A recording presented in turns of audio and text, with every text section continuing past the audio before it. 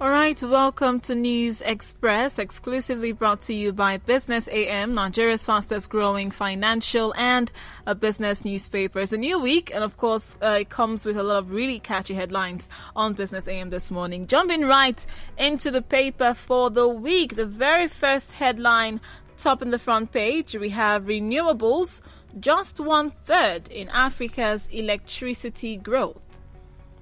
Nigeria, with less than 1%, left behind in fast-paced energy transition. We have Morocco, Kenya leading the continent in global wind, solar boom. And then global energy's biggest sources are renewables. Well, I think my biggest question with this headline would be what Kenya and Morocco are doing differently, but we'll get into that in just a moment with the publisher of Business AM.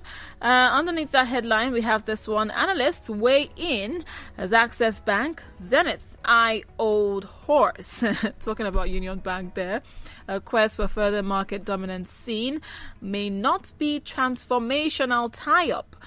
More details there on the front page of Business AM. Of course, that one continues on page 2 of the paper.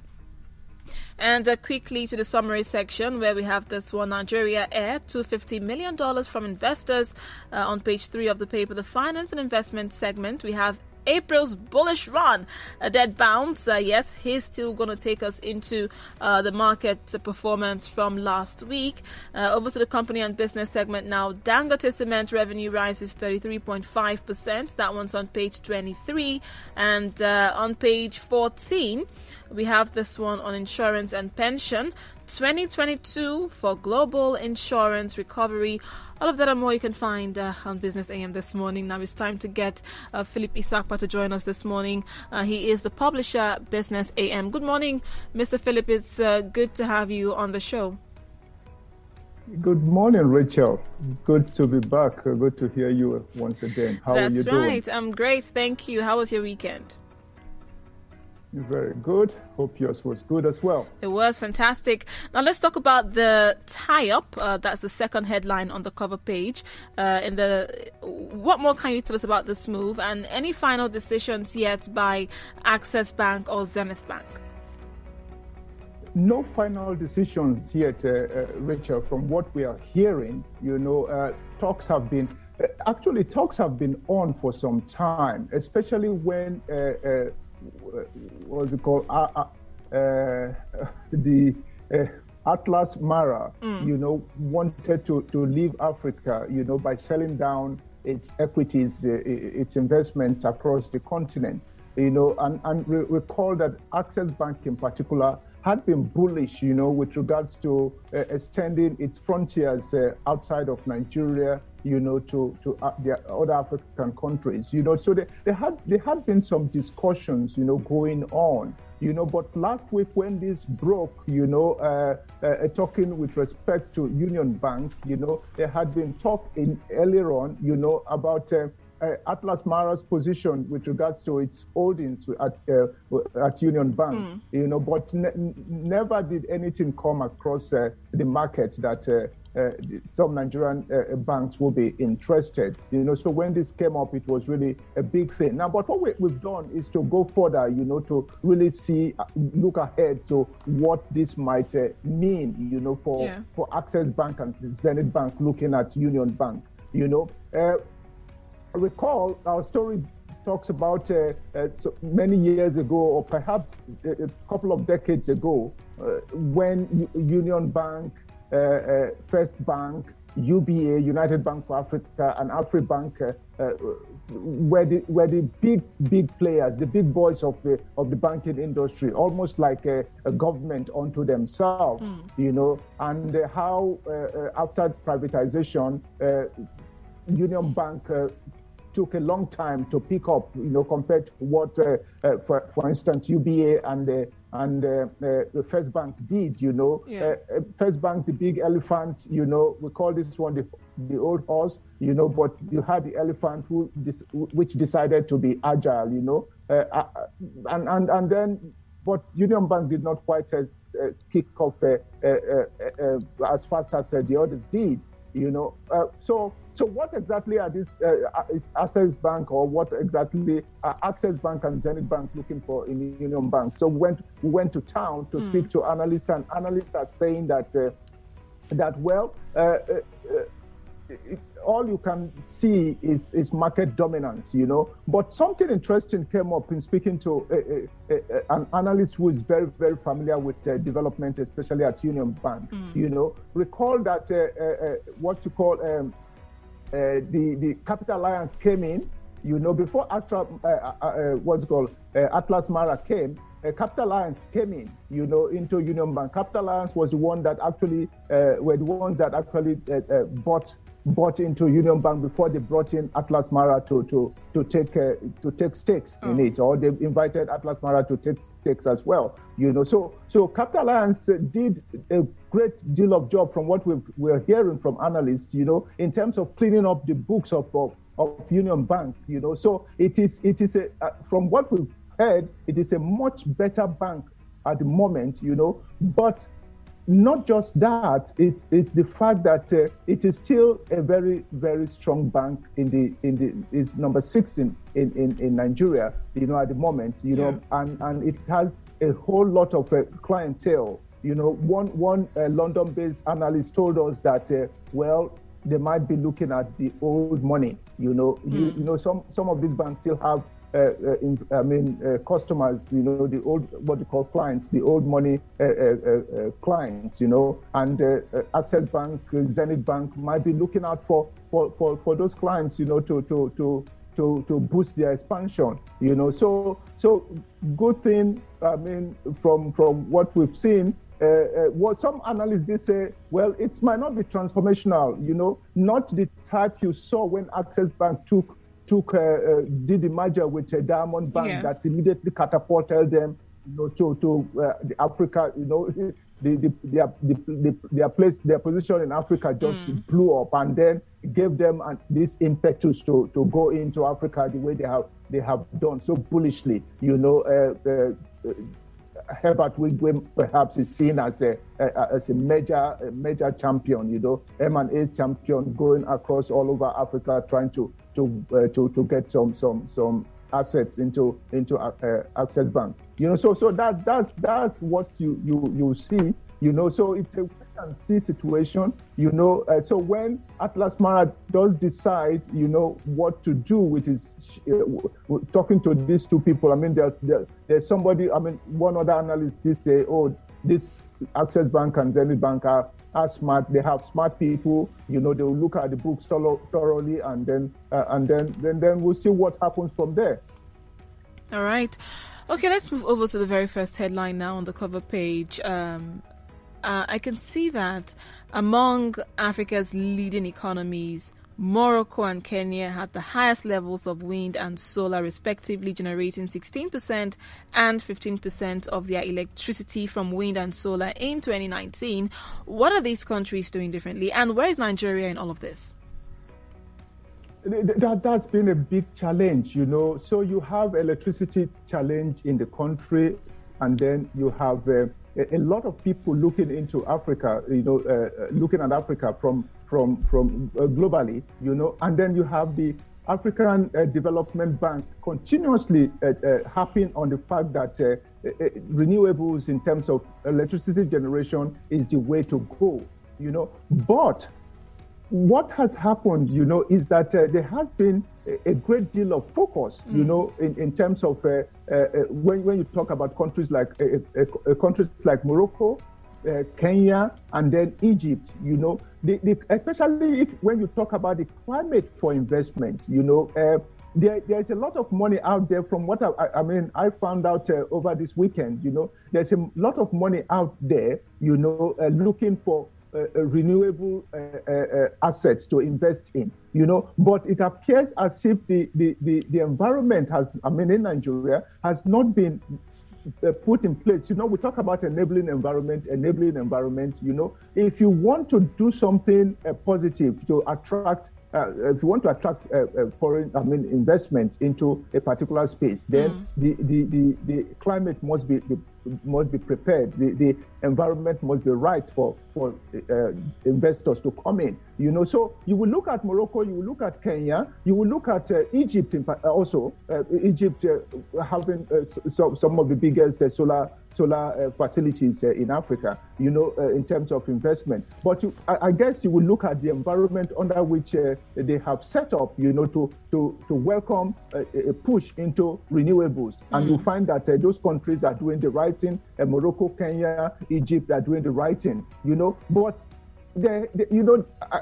Rachel, I keep talking about laziness and policy laziness. By that I mean that what you find that policy is tilted into areas where there isn't going to be much work to do, whether work in terms of brain power or whether work in terms of strategy in creating the environment for that to happen. So you see reliance on what's it called, fossil fuel, generating electricity through gas and whatever. Every attention is put in that direction, and then you forget that renewables are it's an area that you can really also focus on to generate electricity. We have an electricity challenge, electricity problem in the country, so you must explore all the avenues to generate electricity, and you must create the environment for investors to come in, or for money to be put in, and for people to be able to earn money when they have done that. So a lot of things responsible for this, why renewables isn't taking up very very well in Nigeria. But while you have Morocco, you have Morocco, Kenya, and perhaps also Egypt, having a boom. Solar, you talk about wind, they had, if you go to, there were talks in the past about some investment in Kano. We had the one about the Kano state government, Dangote, doing some projects in Kano, some years ago. But we haven't seen the outcome of all those investments, all those results. Why? Because the easy way out is always the one that is followed. Right. It's a difficult grind. It's a grind that will have to be embarked upon. If you want to achieve results. At 1%. In terms of the energy mix. When the world is transitioning. Very fast. Into the energy space in terms of the contribution to energy generation, and we are still bent on following a fossil fuel, what's it called, pursuit, which haven't really given us the desired results. Right. Now, all of these performances aside, now, what would you recommend? Seeing that households and businesses are taking a beating, if you ask 9 of 10, if you ask 10 businesses now, aside capital generation to start a business, they will tell you the monies we spend in electricity alone, is a huge chunk. So what should be the way forward now for Nigeria? That exactly is, you just hit the nail on its head. If you were to calculate, and this has been done for a very long time, if you were to calculate how much it's spent on generating electricity privately, you find that the cost is a lot higher than even if you were to increase tariff. You understand? Sometimes when tariffs are increased, there's always a hoopla about it. But what is spent on generating electricity through the numerous generators that we have and the numerous private efforts that we all put into it is a lot higher. So it's about creating the environment. It's about having a sense of purpose. It's an emergency situation. You cannot have a decades and decades of poor electricity supply, including in terms of generation, in terms of distribution, and then not find a need to make it an emergency. If you ask across the world, every sector of the economy, they will tell you that if you don't solve electricity problem, you are not going anywhere. Especially in terms of industrialization, there are plants, there are plants, manufacturing plants, that cannot do without electricity for 1 second. So they have to ignore even the national grid because it's not reliable, and they do not want their manufacturing process to be disrupted and waste a lot of money that they put into it. So there has to be Rachel. Nigeria needs to declare emergency on electricity, and there needs to be a sense of purpose, and in short, when you are talking about setting up a task force, but it's time. I mean, Nigeria should be setting up a task force, with milestones to say electricity problem must be resolved within XYZ. Remove the corruption that has gone on over the years, with loads of money spent on this and that without producing results. So declare emergency. They must declare emergency on electricity, and there must be a sense of purpose to reaching a conclusion with regards to resolving the electricity problem. Looking at all the different factors that have hindered the achievement of that goal. All right. Let's move over to the domestic equities market now. I believe if we dwell on this one, we'll talk about it for the entire session. But over to the domestic equities market now. You're right. Yes. You're right. On page 12 of the paper, of course, we have details on how the market went down from last week. Can you quickly take us through that? Yes, Rachel. What we're seeing is that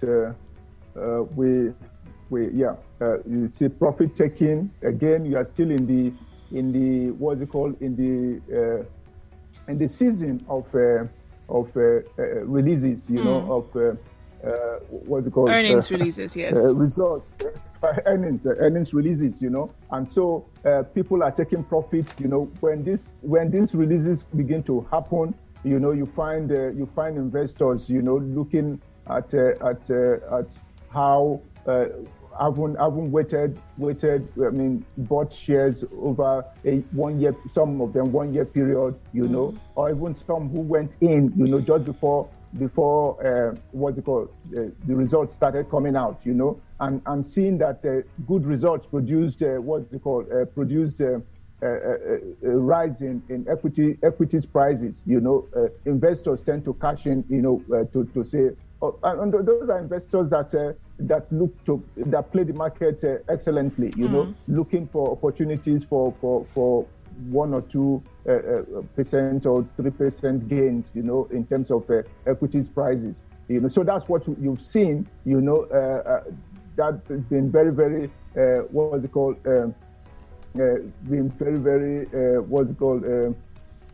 because people are taking profits, so the market wasn't as bullish as it were. The previous week you had a bullish performance, and then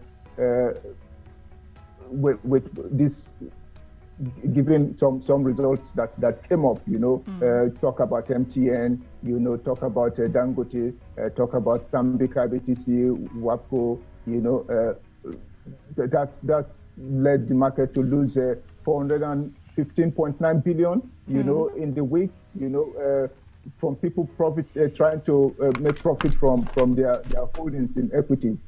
So that's what you have seen, in the past week, and there's talk that bargain hunting will continue, when you have these things happening, people continue. I mean, it does last for some time before the market rebalances itself, But when it begins to happen, you have the earnings releases week, period, and then what you find is that people are continuing to hunt for bargain.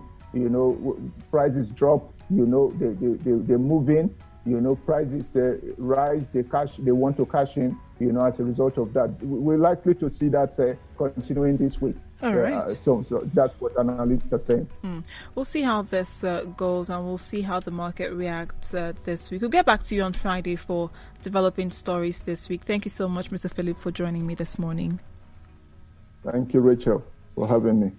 And that was Philip Isakwa, the publisher Business AM, Nigeria's fastest growing financial and business newspaper.